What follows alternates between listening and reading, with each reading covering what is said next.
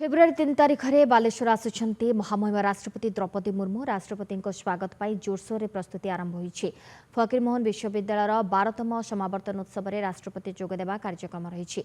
अवसर में 1000 क्षमता विशिष्ट एक ऑडिटोरियम को उद्घाटन करेंगे राष्ट्रपति। यह ऑडिटोरियम पूर्वतन प्रधानमंत्री स्वर्गत अटल बिहारी वाजपेयी नारे बेले अत्याधुनिक सबुकिछि सुविधा रही। राष्ट्रपति हेबा परे बालेश्वर को महामहिम राष्ट्रपति द्रौपदी मुर्मूंकर ये होछि प्रथम गस्त।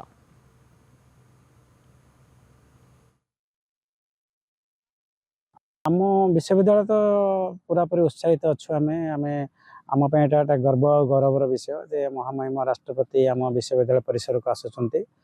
आमर जहाँ कार्यक्रम मो पाखे अच्छी जी मो पाखे सूचना अच्छी से महामहिम राष्ट्रपति दिन गोटे बेले पहुँचार अच्छी। आमर से कन्भोकेशन अच्छी 12th कन्भोकेशन महामहिम राष्ट्रपति से कन्भोकेशन से एड्रेस करेंगे एवं डिग्री मान जो गोल्ड मेडालिस्ट अच्छा से गोल्ड मेडल दबार प्रोग्राम अच्छी।